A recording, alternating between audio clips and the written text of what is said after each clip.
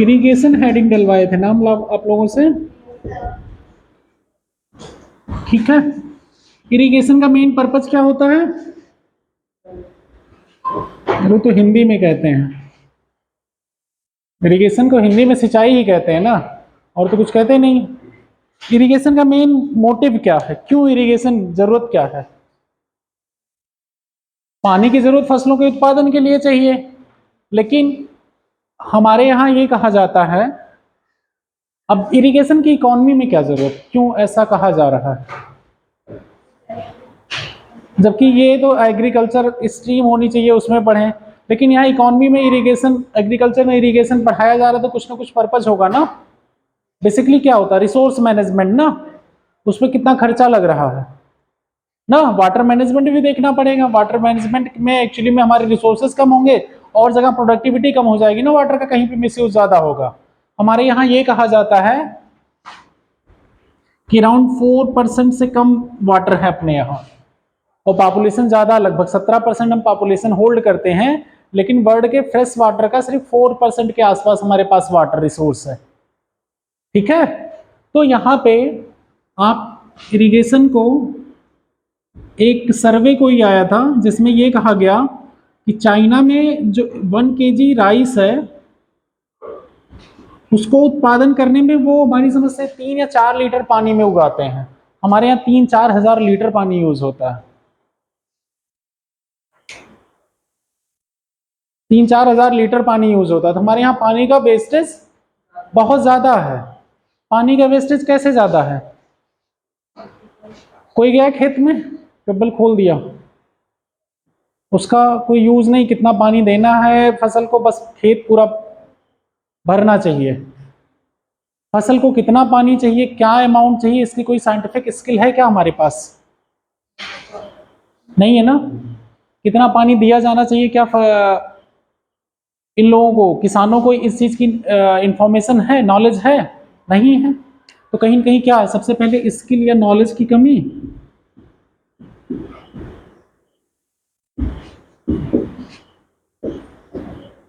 Knowledge की कमी होने की वजह से क्या है, पानी का मिसयूज है, पानी का मिसयूज हो रहा है ना। तो पानी के मिसयूज को हमें बचाना है। पानी का मिसयूज बचाने से क्या होगा, वाटर लेवल हम बचा सकेंगे, क्योंकि हमारे यहाँ अगर हम यूपी की बात करें तो लगभग 74% किससे सिंचाई हो रही है? ट्यूबवेल से, नलकूप, उसके बाद नहर, उसके बाद कुआं और तालाब, यही सिस्टम है ना। तो सबसे ज्यादा नलकूप, फिर नहर, फिर तालाब। तो नलकूप कहाँ से, ग्राउंड वाटर का क्या करते हैं, दोहन करते हैं ना। तो बहुत ज्यादा ट्यूबवेल लगने पे क्या होगा, ग्राउंड वाटर लेवल डाउन होता जाएगा, और वो फ्रेश वाटर का सोर्स है, उसके लिए हमें नहाने धोने पीने के लिए ड्रिंकिंग वाटर अवेलेबल होगा क्या? नहीं होगा ना। और हम नहीं, नदियों से नहरें बना के जगह जगह सप्लाई करते हैं। सबसे बड़ी नहर इंडिया की कौन सी है? इंदिरा नहर। कहाँ पे है, कहाँ से निकलती है? हर एक बैराज से ना निकलती है ना, राजस्थान में जाती है, ठीक है। उसके बाद नहरों से पानी सप्लाई होता है। नलकूप हो गया, नलकूप में पहले एक्चुअली में सरकारी नलकूप का सिस्टम आया था अपने यहाँ। सरकारी नलकूप में क्या हो रहा था, नालियां बन रही थी, बड़े बड़े ट्यूबवेल लग रहे थे, कुछ एरिया एक्चुअली में सेक्टर डिवाइड हो जा रहा था, उसके आधार पर सिंचाई हो रही थी। बाद में और मशीनीकरण हुआ, बोरिंग वगैरह ज़्यादा पब्लिक को, प्राइवेट को एक्सेस हुआ, तो लोग एक्चुअली में थोड़ी थोड़ी दूर पर दिखेगा ट्यूबवेल की क्या हुआ, डेंसिटी बढ़ गई। जब बढ़ गई तो लोगों की वाटर लेवल डाउन, धीरे धीरे बहुत डाउन हो गया। इससे 2-3 चीज़ों की बढ़ गई, क्या, पावर, फ्यूल कंजम्पशन। अगर इंजन से चल रहा है, डीजल इंजन अगर लग रहा वहां पे, तो वहां पे फ्यूल कंजम्पशन बढ़ा देगा ना। अगर पावर से चल रहा है तो पावर कंजम्पशन बढ़ा देगा, और पावर कंजम्पशन ज्यादातर ये सब्सिडाइज रेट पे होता है, डीजल भी सब्सिडाइज रेट पे होता है। अब यहाँ सब क्या पड़ रहा है, इकोनॉमी पे प्रभाव आपके डालना चालू ना, कनेक्ट हो गया ना इकोनॉमी से। अब वाटर, पानी अगर कम होगा तो लोगों के अंदर पानी पीने की समस्या, ह्यूमन रिसोर्स की समस्या, डेवलपमेंट में समस्या, हर चीज में समस्याएं आ जाएंगी ना यहाँ पे भी, और पानी पॉल्यूट होगा। अगर बहुत ज्यादा इरिगेशन करते हैं तो ये क्या होगा, एरिया साल्टी हो जाता है ना, सिल्टेशन बहुत ज्यादा हो जाती है, कई बार क्षारीय हो जाती है मृदा, मृदा के जो उपयुक्त तत्व होते हैं वो बह जाते हैं, ऐसा भी होता है ना, फसलों की प्रोडक्टिविटी कम हो जाती है। इन सब का प्रभाव कहाँ पड़ रहा है, आपके ओवरऑल प्रोडक्टिविटी, इकोनॉमी पे। तो अब यहाँ के लिए गवर्नमेंट क्या करती है, कुछ स्कीमें ले आती है कि आप सिंचाई कितना, एक तो मृदा वाला जो संरक्षण है उसके लिए आप नमी कैसी मृदा है वहाँ की, उसके बेसिस पे। अब हमारे यहाँ सिंचाई भी एक्चुअली में देखोगे देश भर में अलग अलग डेवलप है। एक कहीं पे बारिश आधारित बहुत ज्यादा है, बारिश आधारित कृषि है ना अपनी, मानसून आधारित कृषि है। तो कहीं पे आपको लगेगा बहुत ज्यादा बारिश हो रही, कहीं बारिश का डिस्ट्रीब्यूशन कम है, कहीं नहरों से सिंचाई हो पा रही, जैसे राजस्थान हो गया आपका, कोई कोई एरिया जहाँ नहर भी नहीं खोदी जा सकती, जो पठारी एरियाज है, नहर बनाना वहां टफ है ना, और वहां ट्यूबवेल भी नहीं लगाई जा सकती। तो कुछ एरिया पता चलता सूखाग्रस्त हो जाते हैं, कुछ एरिया में पानी रहता है, कुछ में नहीं हो पाता। तो वहां पे एक्चुअली में इरिगेशन को और बढ़ावा देने के लिए रिवर इंटरलिंकिंग प्रोजेक्ट चलता है, दो रिवर को आपस में जोड़ दो, interlinking project, river interlinking project के बारे में सुना होगा, जैसे कृष्णा और गोदावरी को जोड़ा गया था बीच में, ठीक है, ये एक एग्जाम्पल है। उसके बाद गवर्नमेंट आई कि हमें जो है कृषि के इरिगेशन को मैनेज किया जाए, एक प्रॉपर वे में इसका मैनेज किया जाए, वाटर का वेस्टेज ना हो, एक्सेस। हमें सिंचाई क्या जरूरत भाई, हमें सिंचाई उतनी ही करनी है जितना फसलों को जरूरत हो, जिससे हमारा फसल उत्पादित हो जाए और अच्छी प्रोडक्टिविटी दे। तो अगर इस पे अगर हम फोकस करते हैं, इसमें दो तीन चीजें, एक तो माइक्रो इरिगेशन में आपका आया, माइक्रो इरिगेशन में आपके नलकूप, नहर, कुआं ये सब आ गए। माइक्रो इरिगेशन में कौन कौन आएंगे, ड्रिप इरिगेशन और स्प्रिंकलर इरिगेशन, छिड़काव और ड्रिप इरिगेशन, एक्चुअली में पाइप बिछा के उसकी जड़ों को पानी देना, और स्प्रिंकलर में वो घूमता रहेगा फव्वारे के फॉर्म में, कभी कभी देखे होगे पार्कों वगैरह में लगा रहता है वो ना। दोनों के अपने अपने फायदे नुकसान हैं। तो दोनों में पानी की क्या हो रही है, बचत। भले कैपिटल कॉस्ट थोड़ा ज्यादा लग रही है, गवर्नमेंट इसके लिए सब्सिडाइज भी कर रही है कि आप लो, आप लगाओ।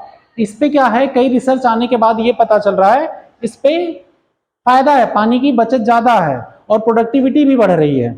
लेकिन यहाँ पे समस्याएं ये आती हैं, क्या इस टेक्नोलॉजी के यूज करने के लिए हमारे पास लेबर कॉस्ट लगती है, कैपिटल कॉस्ट लगेगी, उसको बचाने में खर्चा लगेगा। अब इसको यूज टू बनाने पे वर्क किया जा रहा है, जिससे किसानों के बीच में ये चीजें आसानी से फैल सकें, क्योंकि लॉन्ग टर्म तो नुकसान है ना बहुत ज्यादा, तो उसको बचाना पड़ेगा। तो ये चीजें इरिगेशन लाई जा रही। उसके बाद गवर्नमेंट की कई स्कीमें, जैसे प्रधानमंत्री कृषि सिंचाई योजना, पर ड्रॉप मोर क्रॉप, हर खेत को पानी पहुंचाना, ये उसका मोटो है ना, प्रधानमंत्री कृषि सिंचाई योजना। प्रधानमंत्री कृषि सिंचाई योजना के अंतर्गत क्या, नहर, नलकूप और माइक्रो इरिगेशन को बढ़ावा दिया जा रहा है। तो इरिगेशन का मेन पर्पस है एग्रीकल्चर, उसका रिसोर्सेज का, वाटर जो इकोनॉमी में वाटर का समुचित एक सस्टेनेबल वे में यूटिलाइज करना, जिससे हमारे अदर रिसोर्सेज जैसे पावर कंजम्पशन, फ्यूल कंजम्पशन, इन सबको घटाया जा सके, फसल की प्रोडक्टिविटी बढ़ाई जा सके, लैंड कंजर्व किया जा सके, उसकी प्रोडक्टिविटी बढ़ाई जा सके, पैसे इनपुट कॉस्ट कम की जा सके। इनपुट कॉस्ट होगी ना, आउटपुट बढ़ेगी। मेन इसी पे फोकस है। ये क्या करेगा, डिमांड और सप्लाई को, पहला टर्म इकोनॉमी के पहली क्लास, डिमांड और सप्लाई को बैलेंस करेगा ना। अब इसमें प्रधानमंत्री फसल बीमा योजना भी है, बीमा बाढ़ आने पर जो सुरक्षा है, वाटर रिचार्ज सिस्टम है, और एक वाटर सेड मैनेजमेंट, कल हम बता रहे थे आपको, वाटर सेड मैनेजमेंट भी इरिगेशन के फॉर्म में यूज किया जा रहा है। वाटर सेड मैनेजमेंट में क्या है, वाटर का मैनेजमेंट प्रॉपर वे में, उसमें जो वाटर एक डिवाइड में जाएगा, वाटर सेड एक्चुअली में मान लिया ऐसे डिवीजन है, इधर एक ड्रेनेज सिस्टम है, इधर एक ड्रेनेज सिस्टम है। तो इधर का जो ड्रेनेज सिस्टम है, यहाँ पे अगर कोई वन कटाव हो गया या कोई घर और बन गए आर्टिफिशियल चीजें, तो पूरे पानी इधर नहीं आ पाएगा, पानी का वेस्टेज भी हो सकता है, कोई केमिकल फैक्ट्री लग गई। तब ये देखा जा रहा है कि ये नेचुरल चीजें जो है ये प्रिजर्व रहें, यहाँ वाटर जो अगर यहाँ से निकल रहा है तो इस वाटर का यूटिलाइज किया जा सके हमारे डेवलपमेंट में, और जो वाटर इकोसिस्टम को जा रहा है वो इकोसिस्टम को जाए। कहीं तालाब है तो वहां पे पानी कंजर्व किया जा सके, वाटर रिचार्ज सिस्टम बनाया जा सके, इधर का डिवाइड जो है इधर जाए, दोनों के मतलब ये एरिया भी कवर हो, ये एरिया भी कवर हो। इस तरह के वाटर सेट मैनेजमेंट किए जाते हैं। ठीक है, उसके डिफरेंट डिफरेंट एस्पेक्ट हैं, आप ज्योग्राफी में अच्छे से पढ़ेंगे इसमें। ठीक है, इसमें इकोनॉमिक पर्पज से हमने सिर्फ आपको थोड़ा सा इंफॉर्मेशन दी है।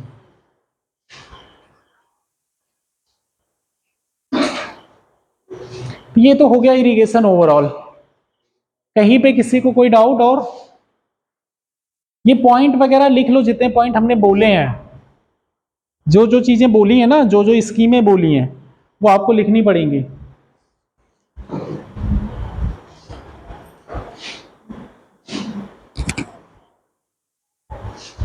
पहला पॉइंट हेडिंग वो लिख लो, उसमें एक नोट पॉइंट में इरिगेशन में भारत की जनसंख्या विश्व की जनसंख्या की 17% है। लिखो भारत की जनसंख्या विश्व की जनसंख्या की 17%, और जबकि विश्व के जन संसाधनों का 4% अवेलेबल है। अभी बोला ना यहाँ पे मैंने, जल संसाधन विश्व के पूरे विश्व के तुलना में 4% है। जनसंख्या में 17% पार्टिसिपेट कर रहे हैं, जबकि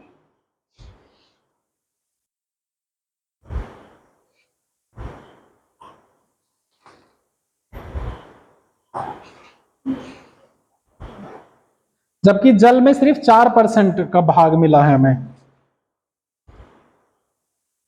ये अटेंडेंस कब की है? अभी इसी मंथ वाली है। ठीक है, अटेंडेंस लगा के आगे बढ़ा दो।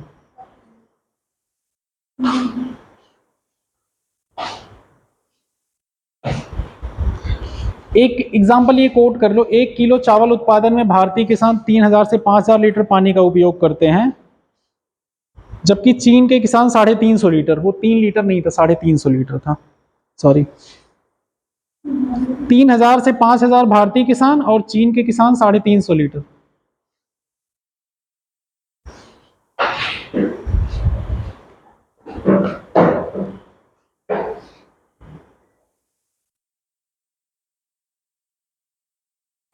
ये एक एग्जाम्पल के तौर पे लिख लेना, और कुछ नहीं।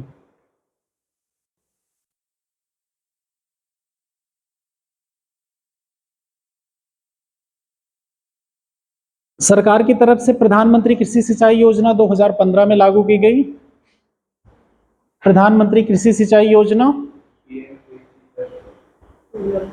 त्वरित सिंचाई लाभ कार्यक्रम, इसमें AIBP, accelerated irrigation benefit plan, AIBP, त्वरित सिंचाई लाभ कार्यक्रम।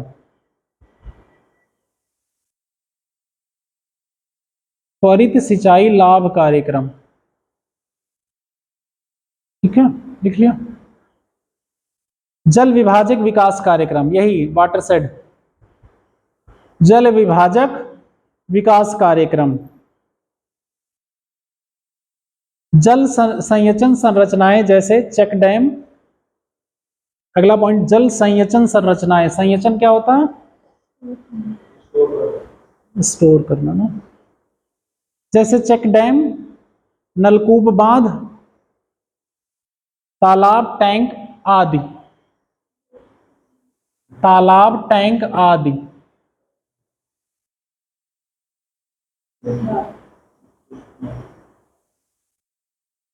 कुछ एग्जाम्पल लिखना, एक्चुअली में लोकल लेवल पे कुछ एग्जाम्पल आते हैं बाद में, वो यूपीएससी एग्जाम में भी पूछे जाते हैं। जल मंदिर गुजरात में, जैसे जल मंदिर गुजरात जैसे पारंपरिक जल भंडारण प्रणालियों, जो वहाँ की ट्रेडिशनल भंडारण प्रणाली होती है ना, उनके स्पेसिफिक नाम होते हैं। वो नाम कई बार एग्जाम के ऑब्जेक्टिव में आ जाते हैं। जल मंदिर गुजरात जैसे पारंपरिक जल भंडारण प्रणालियों, जल मंदिर कहते हैं गुजरात में ना। और यही जल संचयन अगर हुआ हिमाचल में तो वहां खत्री और कुहल कहते हैं। हिमाचल प्रदेश में अगर हुआ तो वहां क्या कहा जाएगा? खत्री और कुहल।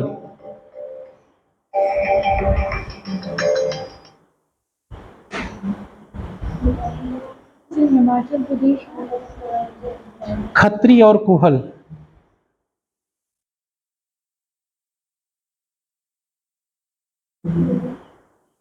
नागालैंड में जैबो, नागालैंड में क्या कहा जाएगा इसे? जैबो। तमिलनाडु में, नागालैंड में जैबो। तमिलनाडु में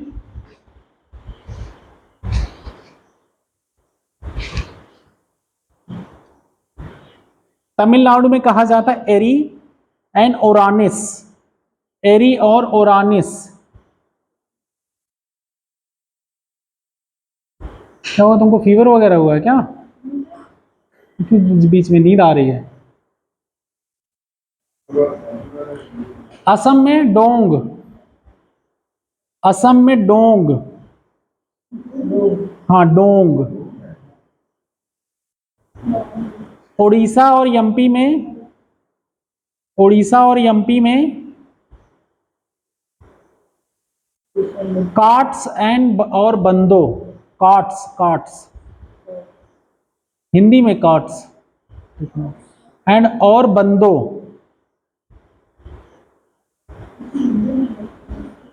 अब ये समझ में आया, ये जगह जगह के नेम है, कई बार पूछे जाते हैं एग्जाम में, ठीक है। और आप ट्रेडिशनल लेवल पे जब एग्जाम में लिखेंगे ना, तो ऐसे सब नाम लिख देंगे ना और उसको अंडरलाइन कर देंगे, तो एक क्या करता है, आपको लोकल लेवल की नॉलेज की वेटेज दे देता है आपको एग्जाम में, ठीक है।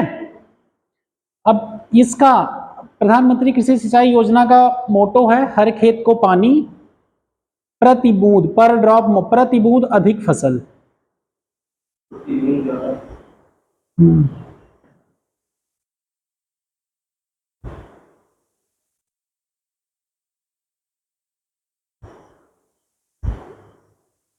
क्या हुआ, देख लिया?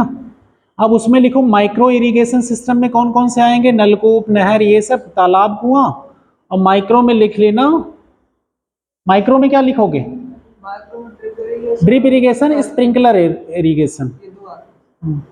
अब ड्रिप की कोई हिंदी मैंने आज तक पढ़ी नहीं है।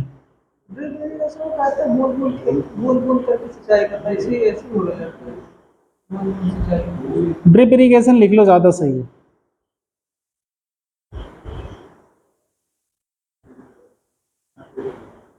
ठीक है,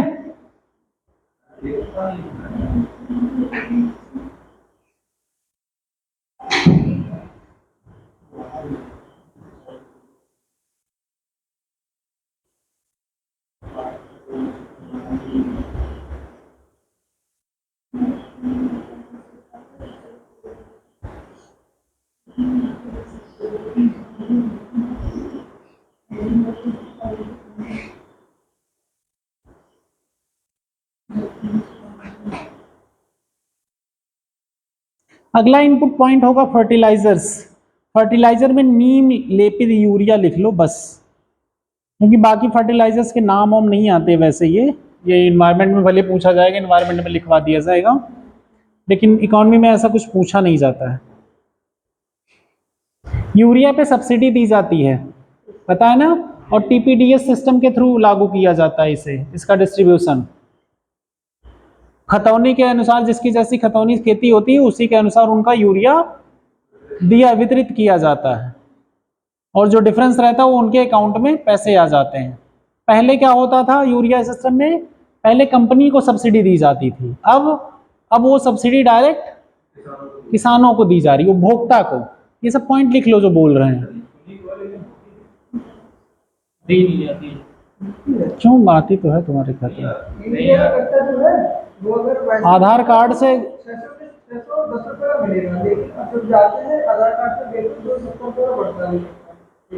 वापस आ जाता है, अकाउंट में पैसे वापस आ जाते हैं, और उतना ही फिक्स है। जैसे अगर 3 बोरी लिखा है किसी के लिए, 3 बोरी पे ही सब्सिडी मिलेगी, उससे ज्यादा लोगे तो नहीं मिलेगी। तो इसके थ्रू क्या किया गया, फर्टिलाइजर का कंजम्पशन कंट्रोल किया गया, और लोगों को स्किल किया गया कि आप ज्यादा फर्टिलाइजर यूज मत करिए ना, उन्हें साइंटिफिक नॉलेज भी दे देगी भाई आपको कितना यूज करना है, ये चीज इंफॉर्मेशन भी बांट दी गई ना। ये सब पॉइंट लिख लो।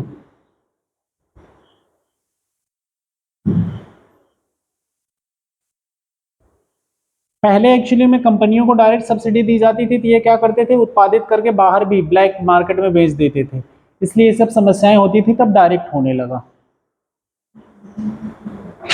अगला चलेंगे हम, लिख लो नीम लेपित यूरिया, नीम लेपित यूरिया, नीम कोटेड यूरिया, नीम कोटेड यूरिया। नीम कोटेड यूरिया क्यों यूज किया गया? एक्चुअली में जैसे यूरिया डायरेक्ट यूज होता था तो नाइट्रोजन बहुत तेजी से घुल जाता था, तो नीम कोटेड यूरिया जब यूज हुआ तो ये स्लो प्रोसेस से नाइट्रोजन इसका मिक्सिंग होता है, ठीक है, और ये प्लांट एब्जॉर्ब आसानी से करेगा। धीरे धीरे कोई चीज दी जाए तो एब्जॉर्प्शन पावर प्लांट की बढ़ जाएगी और पेस्टिसाइड कंजम्पशन कम हो जाएगा, फाइनली आउटपुट बढ़ जाएगा। लिख लो ये सब पॉइंट, लिख लिया? वाह, ठीक है। अब अगले पॉइंट पे आते हैं, वित्त, क्रेडिट। अब फाइनेंस भी तो अवेलेबल कराना है, एक एक पॉइंट पे चल रहे हैं ना हम लोग। फर्टिलाइजर हो गया, इरिगेशन हो गया, लैंड रिफॉर्म हो गया, अब पैसे पे पैसे अवेलेबल कराएं, उसके बाद फिर बीज खरीदेंगे ना।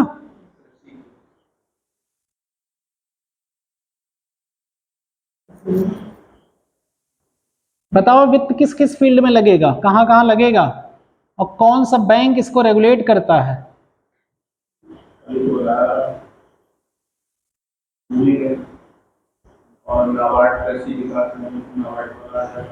नाबार्ड एक्चुअली में रीफाइनेंसिंग एजेंसी है, जैसे रेगुलेट करता है वो वित्त वाला।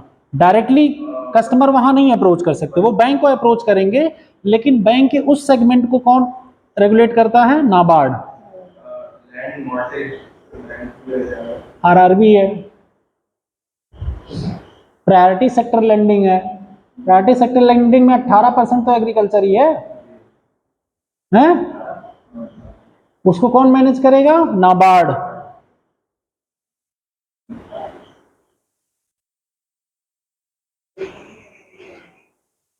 लिखो कौन कौन से फील्ड में? क्षेत्र कृषि, सूक्ष्म लघु मध्यम उद्यम, निर्यात, ऋण, शिक्षा, मूल संरक्षण, नवीनीकरण ऊर्जा, इन सब पे पैसे खर्च करेगी ना सरकार। सिंचाई पे भी तो पैसे लगते हैं, ट्यूबवेल बनवा देगी वहां पे। सीड वगैरह खरीदने के लिए क्रेडिट कार्ड अवेलेबल कराती है, मान लिया कोई फसल खराब हो गई, फसल बीमा योजना में फाइनेंशियल सर्विस, फसल बीमा योजना तो फाइनेंशियल सर्विस हो गई ना। क्रेडिट, किसान क्रेडिट कार्ड हो गए।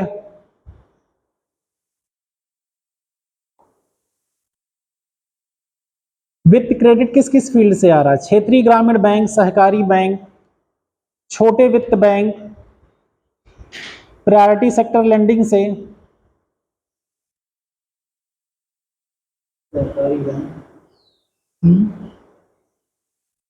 बैंकिंग पढ़ा दिया यार, अब खुद चीजें खुद खींचो थोड़ी बहुत। रिकॉल करने के लिए इसलिए कहते हैं बेटा, हम लोगों के दिमाग के बार बार रिकॉल करने की जब आदत लगेगी ना, उससे क्या होगा, जब हम पिंच करते हैं आप लोगों को, तो आप लोग एग्जाम में भी वो चीजें याद आ जाएंगी, ज्यादा मेहनत नहीं करनी पड़ेगी फिर।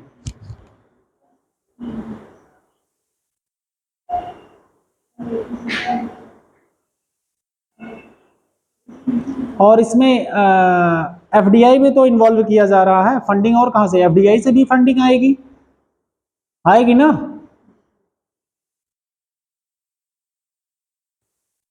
प्रधानमंत्री किसान योजना, सॉरी, प्रधानमंत्री किसान योजना, इससे भी तो फंडिंग मिलती है, 2-2 हजार रुपए। किसान सम्मान निधि, ये भी तो है, 2 हजार रुपए क्वार्टरली, ऐड कर लो सब फाइनेंस में। क्या क्या लिखे फाइनेंस में ये बताओ, बता रहे हैं फिर से। फाइनेंस में देखो, छोटे ऋण, आवास, सामाजिक मूल्य, इन सबके लिए चाहिए पैसे। अब पैसे देने के लिए कौन से हैं? आ रहा, क्षेत्रीय ग्रामीण बैंक है, सहकारी बैंक है, छोटे वित्त बैंक है, कॉमर्शियल वाणिज्य बैंकों के थ्रू प्रायोरिटी सेक्टर लेंडिंग जो है उसके थ्रू मिलेगा, नाबार्ड है, किसान क्रेडिट कार्ड योजना है, पीएम किसान योजना है, किसान सम्मान निधि है, इन सब के थ्रू इनको फाइनेंस अवेलेबल कराया जाएगा। अब फाइनेंस किस लिए चाहिए आपको? फर्टिलाइजर आपको खरीदना, आपके पास पैसे नहीं, आप लोन ले लीजिए। आपके मतलब कोई मशीनरी लेनी है, ट्रैक्टर लेना है, ट्रॉली लेनी है, कल्टीवेटर लेना है, या कोई अदर इक्विपमेंट जुताई बुआई के रिलेटेड, थ्रेसर है, तो इन सब के लिए आप लोन ले सकते हैं। हाँ, तो अल्पकालीन ही ऋण है सारे, ले सकते हैं ना, ये सब लोन लेके आप काम चला सकते हैं।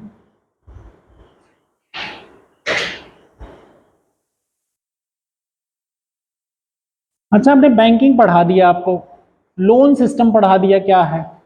अब यहाँ पे जो कर्ज माफी की जाती है, कर्ज माफी करना सही है या गलत? नहीं, कितने लड़के लड़कियां हैं? 4 3 2 5 लड़कियां हैं, 4 लड़के। हाँ, लड़के 10 पॉइंट बताएं और लड़कियां फिर 10 पॉइंट बताएंगे। कर्ज माफी करना सही है या गलत?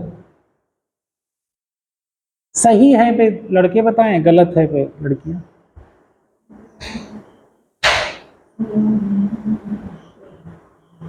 बताओ बेटा, सोचना पड़ रहा है तो सोचो फटाफट यार। हाँ लड़के, तुम बताओ अब। सही है, तुम लोगों को बताना, तुम लोगों को फेवर में बोलना है, माफी करना सही है, और इन लोगों को नहीं, दोनों नहीं बोलना। एक बोल भाई, 10 ही पॉइंट तो पूछ रहे हैं यार। तुम लोगों ने अटेंडेंस लगा दिया? अच्छा,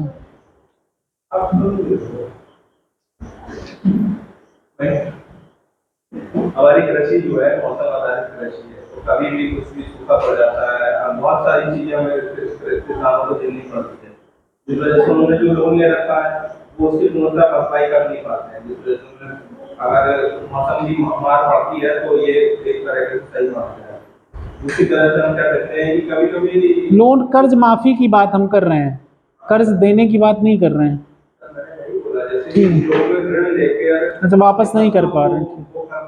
और उसमें फिर मौसम की मार से फसल बेकार हो जाती है, जिससे वो अपने ऋण का भुगतान नहीं कर पाते। इस वजह से ऋण माफी होना मौसम की वजह से भी बहुत जरूरी है। दूसरा पॉइंट हम ये कह सकते हैं, कभी कभी अचानक कुछ वो लग जाती है, जिसको बोलते हैं कि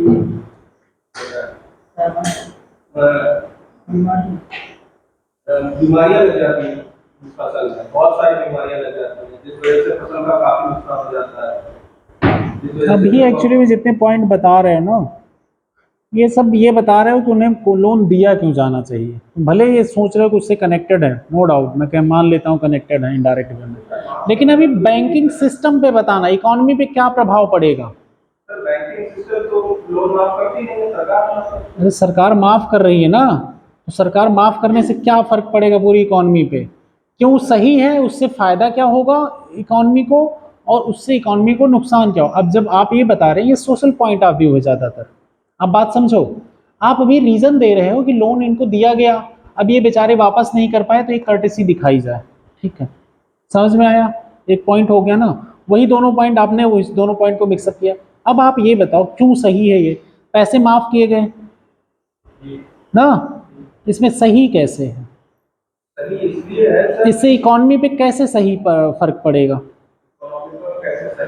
फर्क डालेगा। हाँ, बैंकिंग के अपनी बैंक किस पे काम करते हैं, लोन्स पे काम करते हैं ना, तो सरकार के पास पैसा, सरकार पैसा अगर उसमें डाल देगी तो सरकार पैसा दे रही है, बैंकों का तुरंत दे रही है, सरकार के पास पैसा कहाँ से आता है? वैसे एक्सपेंडिचर डेफिसिट में चलता है, बजट घाटे में। सर ऐसे तो अगर हम देखें कि सरकार ठीक रूप से मतलब काम करे तो घाटे में क्या, हर साल घाटे में ही जाती है। रेलवे में इतना फायदा होता है वो भी घाटे में जाता है, हर चीज तो घाटा दिखाना है।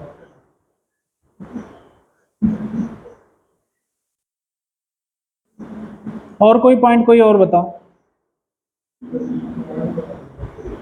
बैंकिंग हेल्थ और इन सब पे बताओ कोई, इकोनॉमी हेल्थ।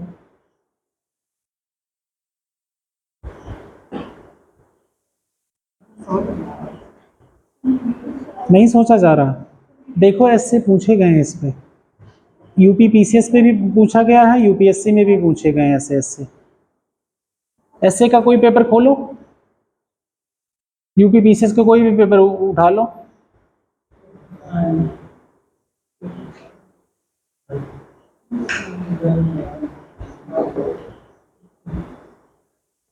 हाँ अगेंस्ट में बताओ कोई, शिवांगी।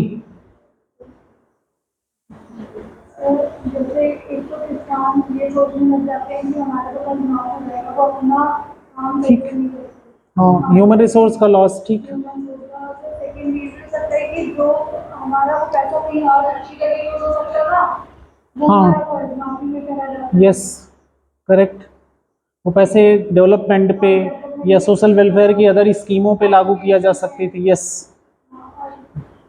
मतलब डिपेंडेंट हो जाते हैं और कहते हैं लोगों के बीच में भी मतभेद हो जाते हैं इससे। हाँ, एक कर्ज माफी के उसमें है कि हाँ लोग हैबिचुअल हो जाते हैं उस फ्रॉड करने पे ना, और ये पॉलिटिकल गेम होता है एक तरह से इकोनॉमी पे, फ्रीबीज की आदत पड़ जाती है लोगों को। सपोर्ट भी ये बोला जा सकता था, सुसाइडल टेंडेंसी जो किसानों का सुसाइडल बहुत होता है वो कम हो जाएगा। छोटे किसान जो जनरली होते हैं जो लोन ले लेते हैं उनके पास ज़मीनें कम होती हैं, वो डे टू डे नीड के लिए किस पे डिपेंडेंट होते हैं, डे टू डे नीड के लिए किस पे डिपेंडेंट होते हैं, खेती पे। उनके पास इतने पैसे नहीं होते कि वो लोन रिटर्न कर सकें, तो इन लोगों का लोन माफ़ी होना एक तरह से सोशल सिक्योरिटी इनको प्रोवाइड करता है ना। तो ओवरऑल इकॉनमी में सोशल सिक्योरिटी स्कीम के थ्रू ना लागू करके ये सही हो जाएगा।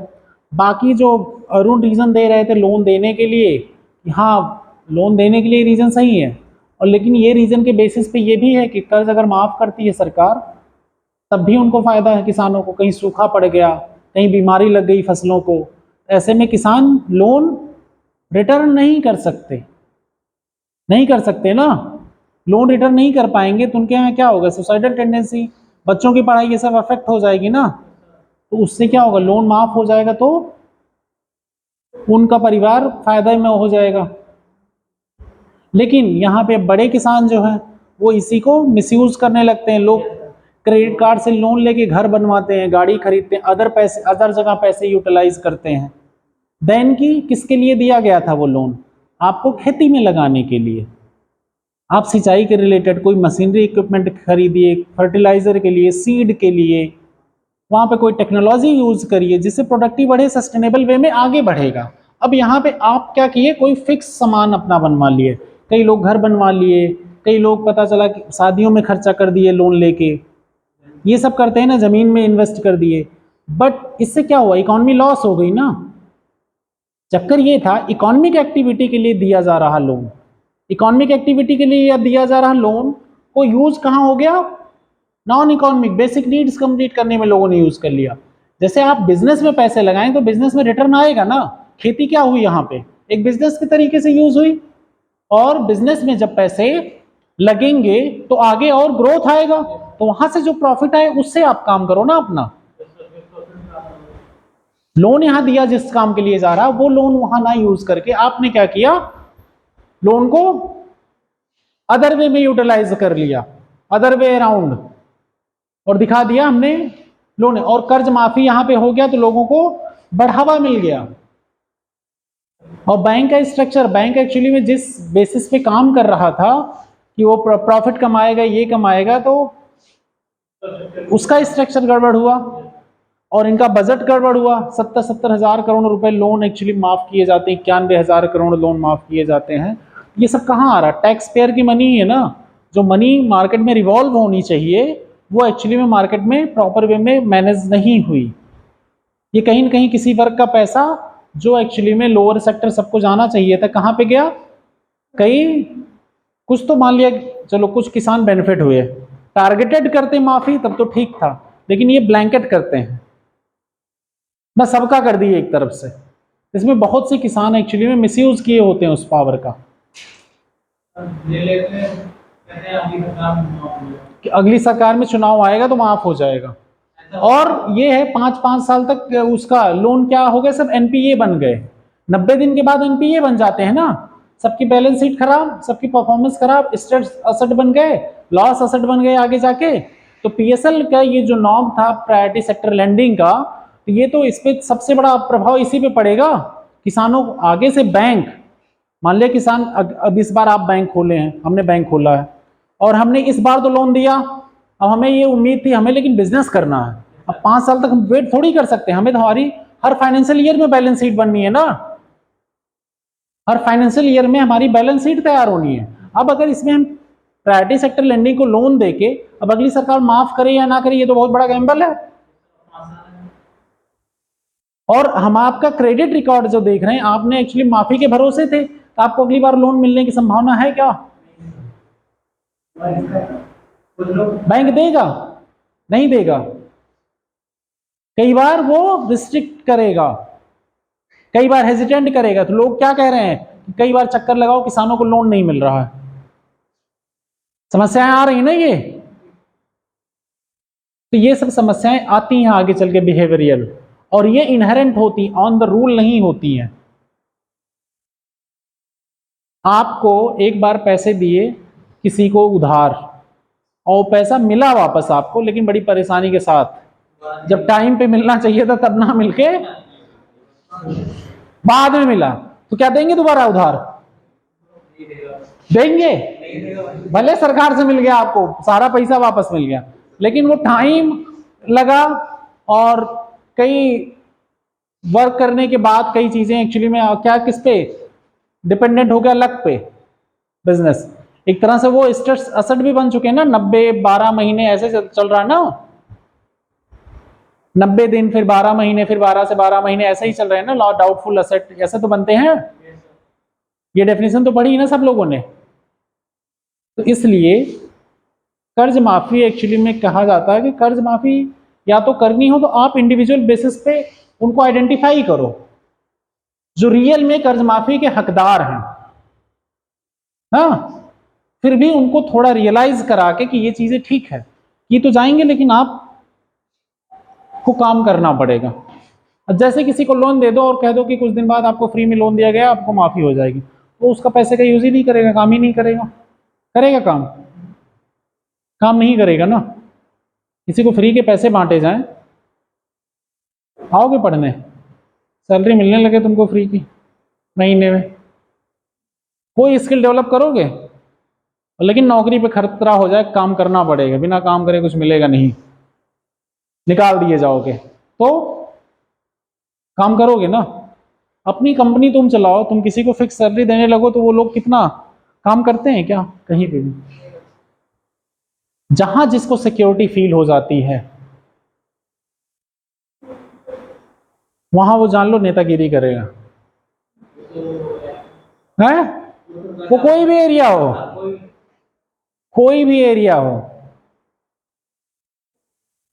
तो ये समस्या इकोनॉमी में बिहेवियरल इकोनॉमी की बहुत ज़्यादा है ना। इकोनॉमी किस पे वर्क कर रही है? साइकोलॉजी पे। ह्यूमन साइकोलॉजी बहुत ज़्यादा इन्वॉल्व है, इसीलिए बिहेवियरल इकोनॉमी पे बहुत ज़्यादा फोकस किया जाता है। कैसे लोगों को बिहेवियर को भी मैनेज करके रखा जा सके और इकोनॉमी भी अपनी चैनलाइज की जा सके, ठीक है ना।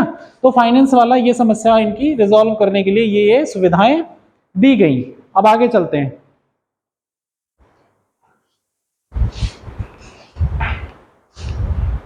बाकी डिटेल तुम लोगों को थोड़ी किताब से भी पढ़नी पड़ेगी, हमारा काम है ब्रेक करके चीजें बोल दे, बता देना।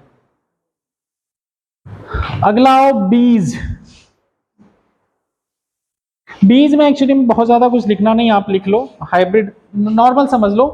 कोई भी बीज एक्चुअली में उसका परिष्करण करके, मतलब यहाँ पे बीज में हमें क्या चाहिए? बीज एक गुणवत्तापूर्ण चाहिए जो टेस्टेड हो लेबोरेटरी में, और कई बार हाइब्रिड बीज भी आ रहे हैं।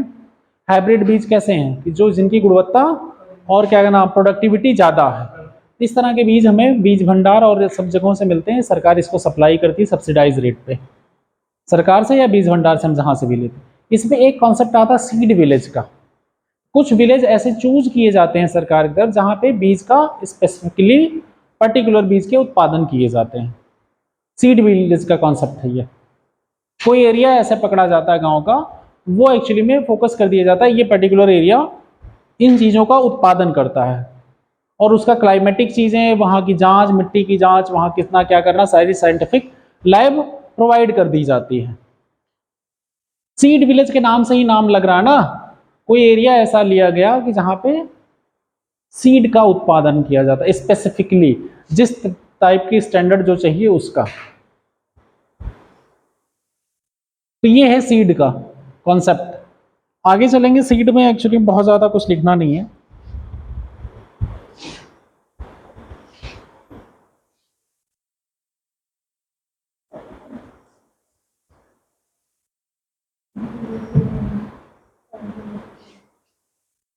सॉयल हेल्थ कार्ड लिख लो। सॉयल हेल्थ कार्ड क्या होता है?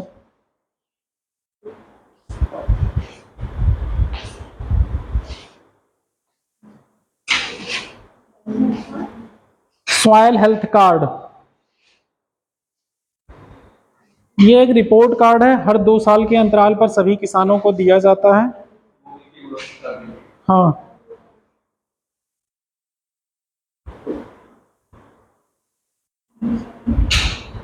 यह कृषि और किसान कल्याण मंत्रालय के अधीन कार्यान्वित होता है। यह कृषि और किसान कल्याण मंत्रालय के अधीन कार्यान्वित होता है।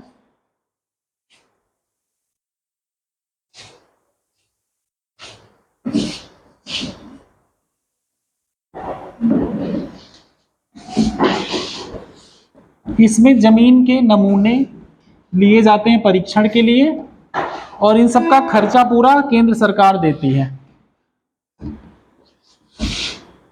इन सब का खर्चा केंद्र सरकार देती है।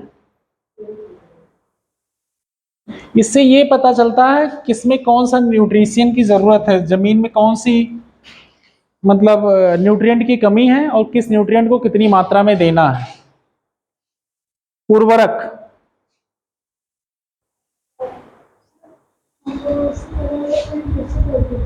कौन सा? इसका खर्चा केंद्र सरकार द्वारा वहन किया जाता है। नमूने लेने, परीक्षण करने, रिपोर्ट देने में खर्चा लगता है ना भाई, ह्यूमन रिसोर्स तो खर्चा हो गया, कुछ लोगों को डिप्लॉय करना पड़ेगा, लैब बनानी पड़ेगी, इस सब का खर्चा कौन देगा? केंद्र सरकार। जबकि एग्रीकल्चर राज्य सूची का विषय है ना।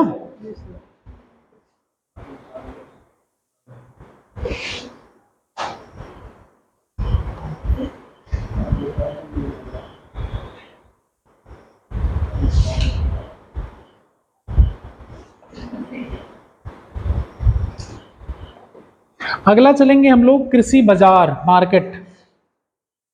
मार्केट पे चलेंगे, कृषि बाजार।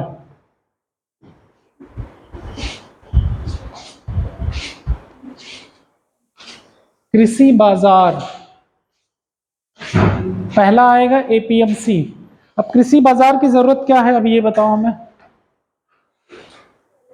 उत्पादन कर लिए, भंडारण करोगे, ट्रांसपोर्ट करोगे, उसको कहाँ करोगे ट्रांसपोर्ट? बाजार चाहिए ना।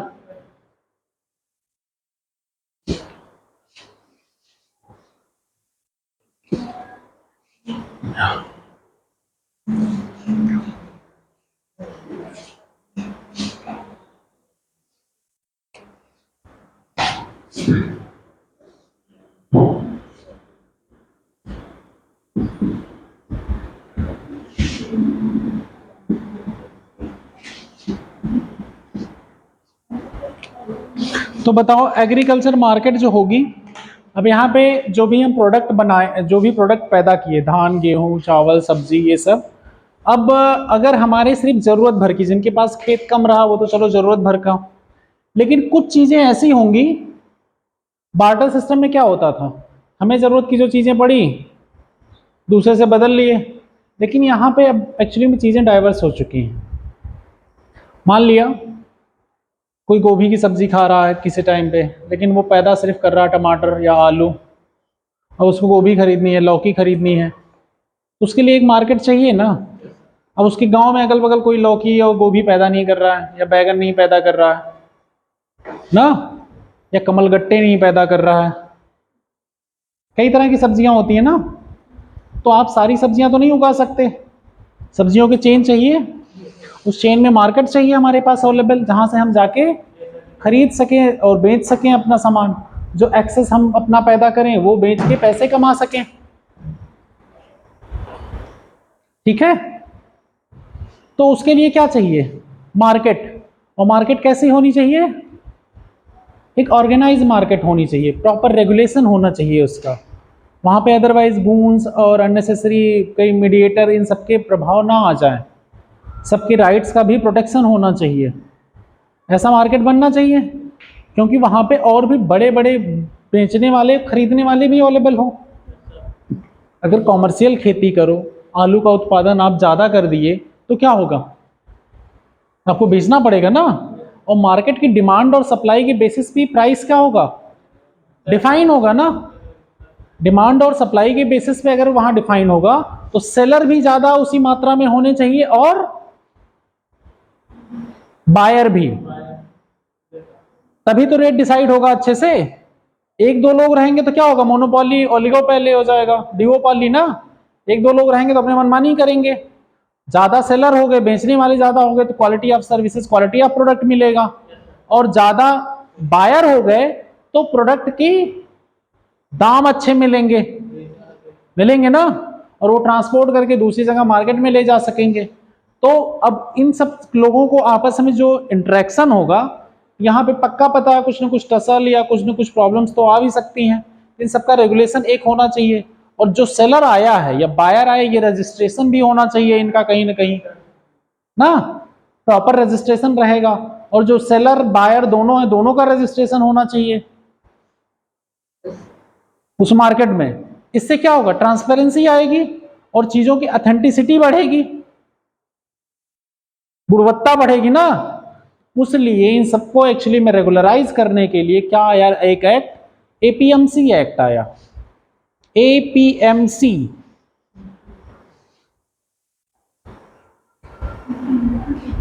एपीएमसी का फुल फॉर्म क्या? एग्रीकल्चर मार्केट प्रोड्यूस कमेटी है।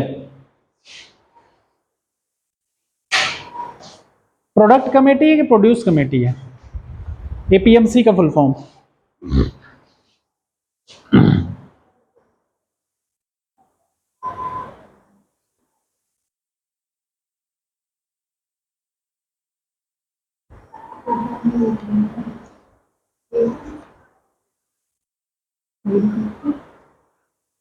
एपीएमसी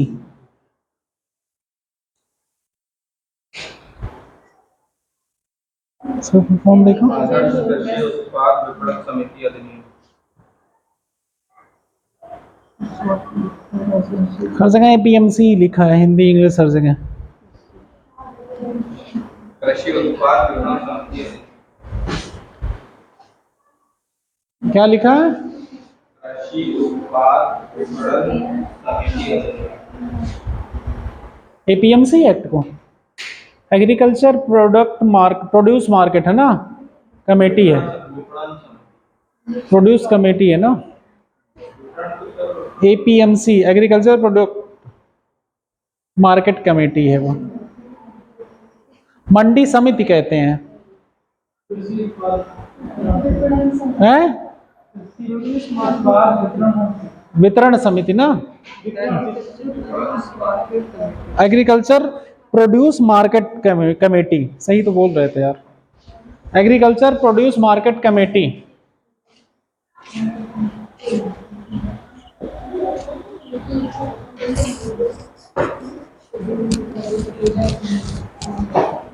अब जितनी भी सारी चीजों की हम लोगों की रिक्वायरमेंट थी, वो इसमें क्या आया? इस एक्ट के तहत चीजें रेगुलराइज की गई। ठीक है,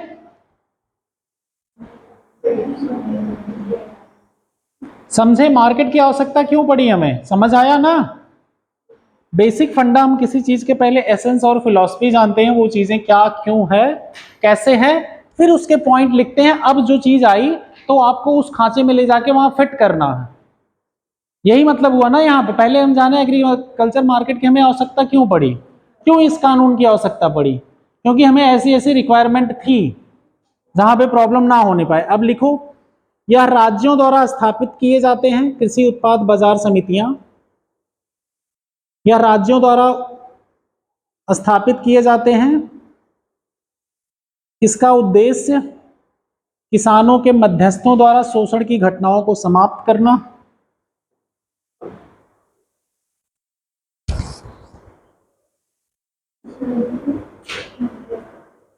किसानों के मध्यस्थों द्वारा शोषण की घटनाओं को समाप्त करना।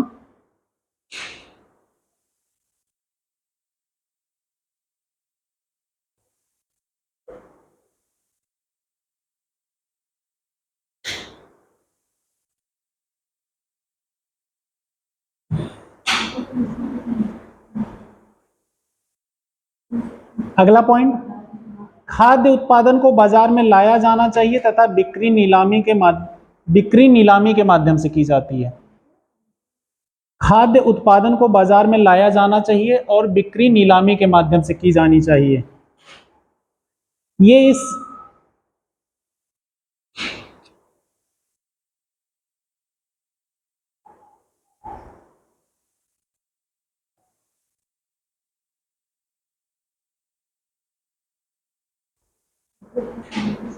इसमें एपीएमसी अधिनियम में, एक्ट में, एपीएमसी एक्ट में उत्पादक, विक्रेता या व्यापारी आवश्यक बाजार शुल्क, उपभोक्ता शुल्क और कमीशन एजेंट मीन्स अड़तिया के लिए कमीशन का भुगतान करते हैं।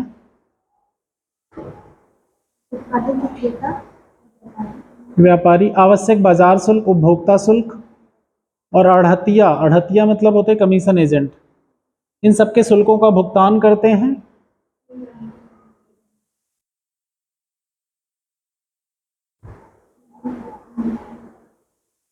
शुल्क राज्य वाइज वेरी करता है, मतलब हर स्टेट में अपना अलग अलग शुल्क लगाते हैं। ठीक है, भिन्न भिन्न वस्तुओं पर भिन्न भिन्न शुल्क लगता है।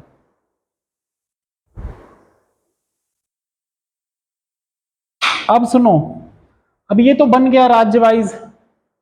अब इसमें समस्याएं क्या आई, जो मंडी समितियां बन गई, इसमें क्या क्या समस्याएं आ सकती हैं? सब्जी मंडी आते जाते हो ना सब लोग, समस्याएं आएंगी ना इसमें। अब तो कानून बना, मान लिया रेगुलराइज किया गया, अब ह्यूमन का इन्वॉल्वमेंट है, इंसानों का। आपको पता है ये इंसान क्या होता है, अपने फायदे के लिए काम करता है, अपने फायदे के लिए काम करता है ना। अब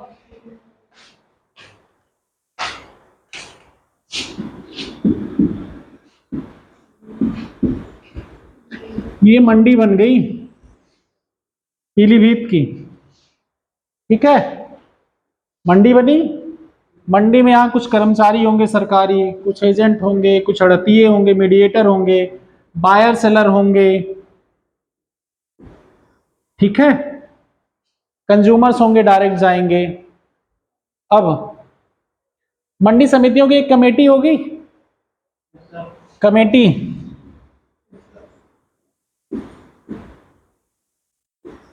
यहां लोग कौन से हैं, ह्यूमन। यहाँ रूल्स रेगुलेशन, जो यहाँ समितियों के अध्यक्ष और पराध्यक्ष कौन हो जाएंगे, पॉलिटिकल इंटरफेरेंस, लोकल लेवल का इंटरफेरेंस हो जाएगा ना, बायर सेलर को अफेक्ट करने लगेंगे ये, टैक्स, शुल्क और 50 तरह के जो इनको रेगुलेशन की पावर दी रहेगी, और ये यहाँ की ब्यूरोक्रेसी करप्ट हो जाएगी कुछ चीज़ों में, फायदा नुकसान के लिए अपने, क्योंकि लोगों को, बायर और सेलर को प्लेसेस भी तो दे अलॉट करने पड़ेंगे सबको, प्लेसेस अलॉट में, लाइसेंस अलॉट में और भी चीज़ों में, ये सब समस्याएं क्रिएट करेंगे और यहाँ पे सीमित कर दिए गए। अब यहाँ से किसान चला, यहाँ पे क्या किया, बायर ने अपनी एक लॉबी बना ली, इन्होंने उससे ज़्यादा रेट पे खरीदने से ही मना कर दिया कि कोई भी बायर, मान लिया आप तीनों बायर हैं, पीछे तीनों सेलर हैं, किसान हैं बेचारे, वो बेचने आए हैं अपना सामान चारों, आप तीनों लोग लॉबी बना लिए, भाई 10 रुपए किलो ज़्यादा खरीदना मत तुम, हम भी नहीं खरीदेंगे, तुम भी मत खरीदना, देखते हैं क्या करते हैं। अब उनके सामने तो समस्या होगी, भाई आलू कहाँ रखेंगे, खराब हो जाएगा यार, बेचना ही बेचना है, उनको सीमित कर दिया गया ना इसी में। और इन पे ये रोक लगा दी गई कि आप यहां से बाहर कहीं जाओगे नहीं, दूसरी समितियों में, दूसरी मंडी नहीं जा सकते, आपके पास स्कोप लिमिटेड कर दिया गया। किसानों का घाटा होने लगा, लॉस होने लगा ना, अड़तिये पैसा कमा रहे हैं मीडिएटर बन के, वो क्या बन जा रहे हैं, बायर, अड़तिये बायर बन जा रहे हैं ना, और वो खरीद के बेच रहे हैं अलग रेट पे। तो यहाँ समस्या किसकी आई? किसानों की। जो सेलर हैं उनके पास स्टोरेज फैसिलिटी नहीं है, तो वो अभी टमाटर लेके आप मार्केट में गए, टमाटर आपका नुकसान होने वाला है, तो आप क्या करोगे?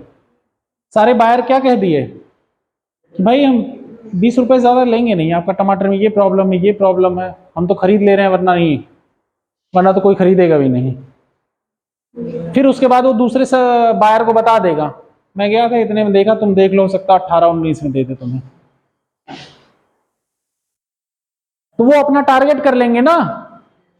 मतलब पीछे चारों किसान आए, तुम तीनों बायर हो, तो तुम कह दोगे भाई एक अरुण को टारगेट करो, एक तन्नू को टारगेट करो, तुम हम जाते हैं उसको डोमिनेट करके आते हैं कुछ, उसके बाद तुम जाना 1 आध रुपए बढ़ा के ले लेना। यही होता है ना।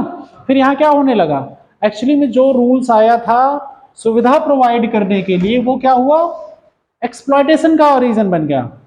जबकि ये रूल्स किस लिए आए थे? इंटरेस्ट नहीं आ रहा सबको पढ़ाई में, अटेंटिव नहीं हो कोई, समझ नहीं आ रहा है या मन नहीं लग रहा पढ़ाई में?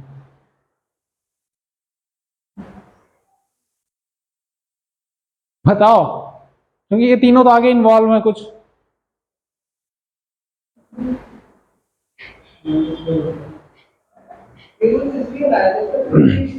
और कहानियां भी ऐसी बताई जा रही हैं, बुकिस कहानियां नहीं बताई जा रही, जो आपके डे टू डे लाइफ में हैपन हो रही है वो कहानियां बताई जा रही हैं।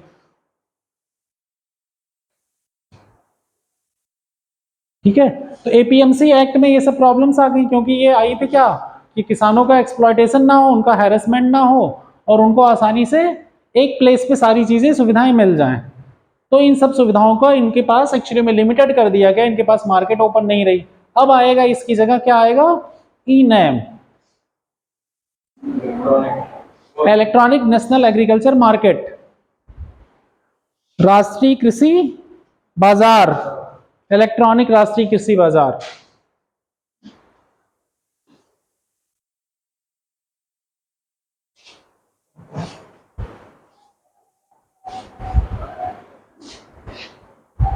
अब इसमें क्या किया जाएगा, इसमें कहा गया सारी मंडी समितियां इसमें रजिस्टर कर लें, और इसमें किसान डायरेक्टली भी रजिस्टर कर सकते हैं।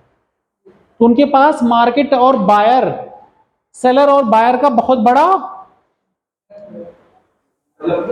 सेलर और बायर के बहुत बड़े मतलब लोग, कई, अब पूरी क्लास मिल गई, कई लोग, ढेर सारे बायर मिल गए, ढेर सारे सेलर मिल गए, प्रस्ताव वगैरह दिए जाने लगे, कई चीजें एक्चुअली में कहां से उठाना है। अब कई लोग एक्चुअली में, जहां से मान लिया किसी गांव के कई लोग बहुत सी चीजें उगाए हुए हैं, कोई बायर कहीं का है, थोड़ी दूर बैठा, इस समिति में रजिस्टर है या नहीं, किसी दूसरी समिति में रजिस्टर है, तब भी उसने खरीद लिया और आके यहाँ से वो पिकअप कर ले गया, या आप लोगों से बोला कि आप लोग, हम पैसे दे रहे हैं, कुछ आप ट्रांसपोर्ट करके हमारे पास भेज दीजिए। तो यहाँ पे किसानों को डायरेक्टली बेनिफिट होने लगेगा, और ऑनलाइन ट्रांसपेरेंसी के साथ कहाँ पे सामान है, कितना सामान है, वो चीजें बेची जा सकेंगी। होगा ना फायदा? इसीलिए ये आया। अब इसमें भी ई नैम में अभी समस्याएं क्या हो रही हैं, ई नैम में एक्चुअली में डिजिटल एजुकेशन का अभाव, एक तो साक्षरता कम है अपने यहाँ, ठीक है, ऊपर से डिजिटल एजुकेशन है, ई नैम, इलेक्ट्रॉनिक मार्केट है, नेशनल मार्केट है, इसका अभाव, और दूसरा छोटे छोटे बहुत किसान हैं, उनका इतना प्रोड्यूस नहीं है कि इस पे डाल के इतना बेचे, वो छोटी मंडियों में जाके तुरंत बेच के काम खत्म करना चाहेंगे। लेकिन यहाँ पे बड़े किसानों को फायदा हो सकता है, कोऑपरेटिव फार्मिंग को फायदा हो सकता है, इन सबको।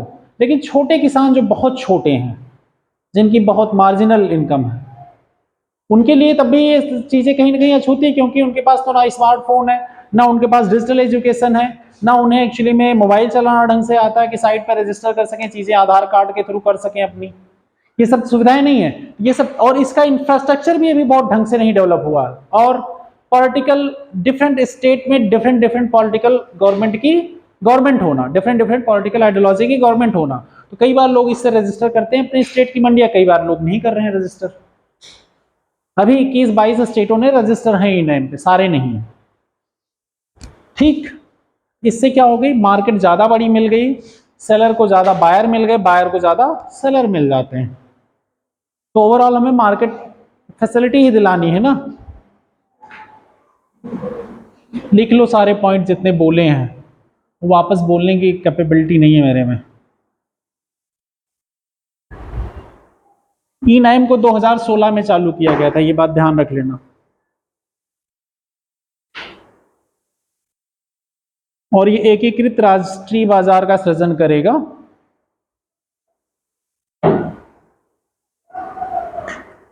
अगला पॉइंट आएगा एमएसपी, अगला टॉपिक। ई नाइम को लिख लो अपने आप, अब जितना बताए हैं। इलेक्ट्रॉनिक ट्रेडिंग पोर्टल है ना ये।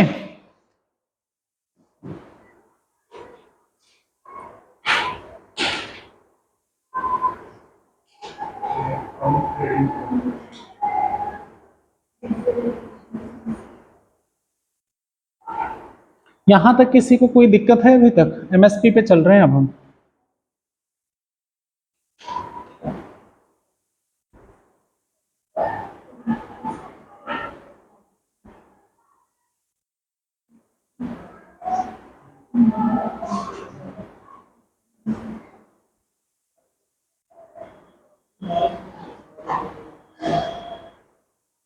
बताइए, कहीं पे किसी को कोई समस्या, किसी मार्केट में क्या चीजें, एग्रीकल्चर में क्या? तुम ऐसे मतलब मुंह खोले पड़े हो, तो सोचे पता नहीं क्या पूछना चाह रहे हैं।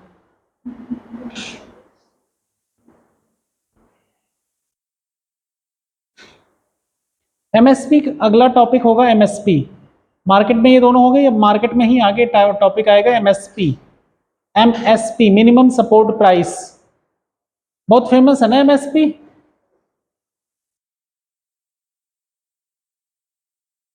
धान और गेहूं के एमएसपी इस बार गेहूं के एमएसपी नहीं, धान की एमएसपी कितनी अनाउंस हुई है? 11 कब अनाउंस होती है? होने से पहले।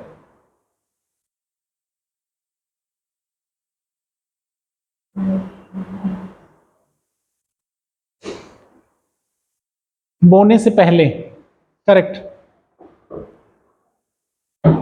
कितना हुई है अनाउंस? 1120। अरे दादा, 1240 हो गया क्या? इतनी ही है? गेहूं की 2000 के ऊपर है। 1300 या 1400 होगी, पता नहीं, देखना पड़ेगा। धान वाला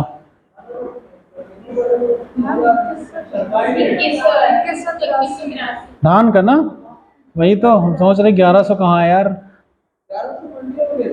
तो मंडी में 1240 में गया। अरे हम मंडी से मतलब ये एमएसपी की बात कर रहे हैं। एमएसपी कितना है अलाउंस है इस बार जून में? 2183 ना, ठीक है। फिर तो अभी 183 में बढ़ गया। 183 में बढ़ गया। 183, पिछली बार 2000 था।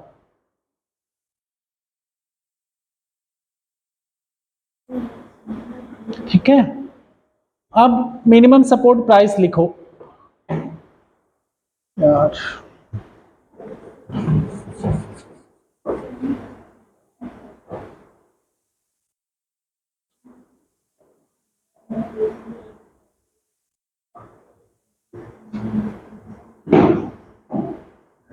मिनिमम सपोर्ट प्राइस से क्या मतलब निकल रहा है? हिंदी क्या कहते हैं इसको? न्यूनतम समर्थन मूल्य ना।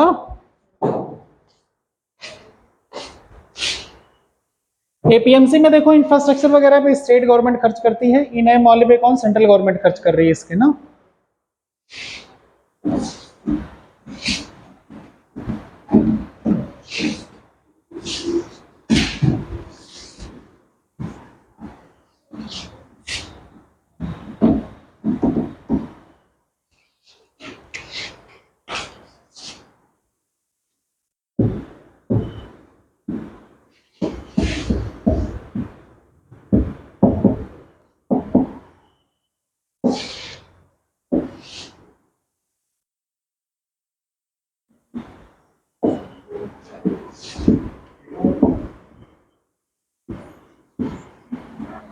आज इसके ज़्यादातर हम फिलोसफिकल पार्ट पे फोकस करेंगे, फिर कल इसके प्रॉज कॉन्स बताएंगे।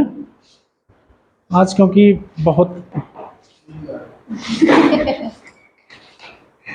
मौसम अच्छा होना भी हमारी ह्यूमन टेंडेंसी के लिए ठीक है।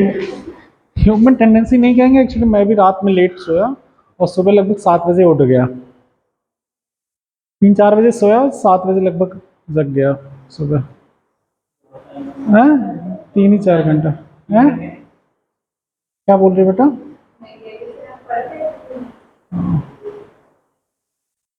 तो 3 का 3:30 4 बज गए थे। तो मौसम का एक्चुअली में ठंडा था, नींद होनी चाहिए थी। हाँ, एमएसपी में आते हैं, मिनिमम सपोर्ट प्राइस पे। न्यूनतम समर्थन मूल्य।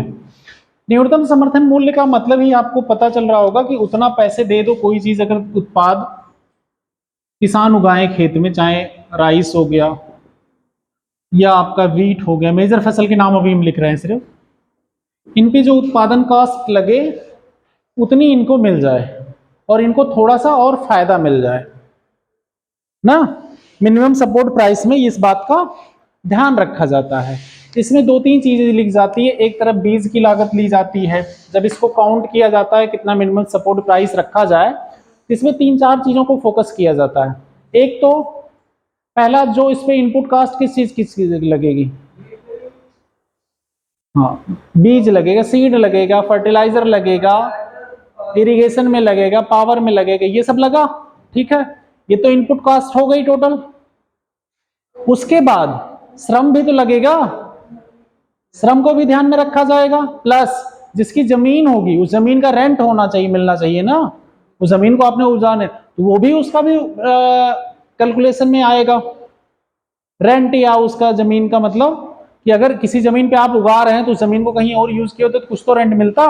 अब इन सबका दाम पूरा जोड़ के एक एग्रीगेट इनकम लगेगी ना, इनपुट लगेगी उस पे उगाने में। 1 बीघे में अगर आपने 20 बिस्वा वाला अगर बीघा है, 1 बीघे में आपने गेहूं उगाया, तो यहाँ पे एक मेजर इनपुट कॉस्ट जो पैसे के फॉर्म में क्या लगी? सीड लगा, इरिगेशन में खर्चा आया, पावर है, फर्टिलाइजर है,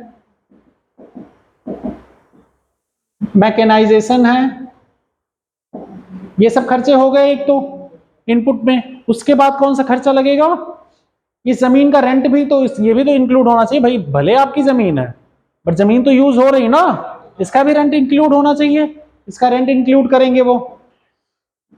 उसके बाद इस पे मेहनत भी तो कर रहे हैं आप, जो लेबर कास्ट लगी यहां पे वो तो काउंट कर लिए आप, बट आपकी अपनी मेहनत और अपना मैनेजमेंट भी तो लगा, तो वो भी काउंट होना चाहिए ना। ये सारे पॉइंट जोड़ के एक्चुअली में तब डिफाइन होता है एमएसपी, मिनिमम सपोर्ट प्राइस, ठीक है, न्यूनतम समर्थन मूल्य। अभी क्या कहा गया कि इनकी लागत का 1.5 गुना एमएसपी रखो।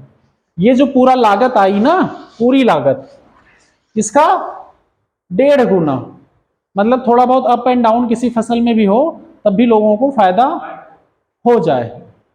क्योंकि अभी ट्रांसपोर्ट करके एफसीआई तक पहुंचाना और कुछ ऊपर नीचे करना, तो लोगों को फायदा अपना घर का खर्चा भी चलाने के लिए चाहिए कि सिर्फ इसी फसल पे इतना लगाने के लिए चाहिए। लागत में ये सब काउंट हुआ ना, पूरा लागत का 1.5 गुना। अब इसने लागत में अगली फसल बोएगा, मान लिया इसी लागत से उसने बो दिया और उससे ज्यादा बढ़ाना चाहा, अगर उसको पैसे कुछ ज्यादा नहीं मिले रहेंगे तो एक्सपेंड नहीं कर पाएगा ना, और अपने घर के खर्चे कैसे चलाएगा वो किसान। तो इन सब बातों का ध्यान रखा गया एमएसपी में। अब एमएसपी किसानों को दिया जाता है। एमएसपी का समस्याएं कई हैं, जैसे सभी स्टेटों को बराबर से एमएसपी नहीं है। कुछ ज्यादातर एमएसपीयां किसको अवेलेबल हैं? हरियाणा और पंजाब में गेहूं की। कुछ लगभग 24 फसलों की एमएसपी जारी की जाती है। गन्ने की एफआरपी लागू होती है, फिर मिनिमम फेयर रिम्यूनरेटिव प्राइस। उसके बाद इसको रिकमेंड कौन करता है एमएसपी को? सीएसीपी रिकमेंड करता है। लिखवाएंगे हम कल, आज सिर्फ हम सिर्फ समझा रहे हैं ओवरऑल, आज बोल के हमारा लाइन टू लाइन लिखवाने का वो। इसको एमएसपी को रिकमेंड करने के लिए कौन सी बॉडी है? CACP, commission of agriculture and commission of price, ऐसे कुछ है इसका, commission on agriculture and commission on price, ऐसे कुछ है फुल फॉर्म। सीएसीपी क्या रिकमेंड करता है? इसकी प्राइसिंग, ठीक है, एमएसपी की, और उन सब किस फैक्टर को ध्यान में लेता है ये इसके एक फार्मूले हैं, C1 + A2 + ऐसे कुछ AL है, उसका हम फार्मूला कल लिखवा देंगे, ठीक है। तो अब आपको ये काउंट करेगा, CACP किसको रिकमेंड करेगा? Cabinet committee of economic affairs को। Cabinet committee of economic affairs जो है MSP अनाउंस करती है। अब MSP अनाउंस हो गई तो वहां से FCI के गोडाउन्स में वो चीजें क्या होंगी? खरीदी जाएंगी, स्टोर की जाएंगी चल के आगे, ठीक। अब ये गवर्नमेंट किस बेसिस पे कर रही है? अब ये MSP लागू होने से क्या होगा? मार्केट में कंपटीशन, मार्केट में रेट इसी के आसपास रहना चाहिए। ज्यादातर फोकस किया गया गवर्नमेंट को सभी किसानों को इसी रेट पे मिल जाए, जो भी डिमांड सप्लाई हो। कुछ एरिया होता है, टाइम फिक्स होता है,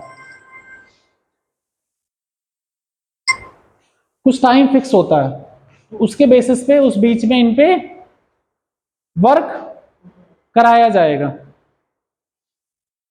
ओके। और इसमें कई टर्म आगे आएंगे। अब ये चीजें स्टोर FCI में होगा, खरीदारी करेगा, FCI आ जाएगा। उसके बाद सबके आधार कार्ड रजिस्टर होते हैं, वो होता है। सबके अलॉटमेंट होते हैं कि कितना किसकी खेती है, उसके बेसिस पे उनका प्रोक्योरमेंट होता है। कई बार ऐसा होता है कि अड़तिया खरीद के ले गए, FCI में दे रहे हैं। अब जैसे ये बताइए नहीं, 1200 रुपये क्विंटल खरीदे, 2000 रुपये क्विंटल में ले जाके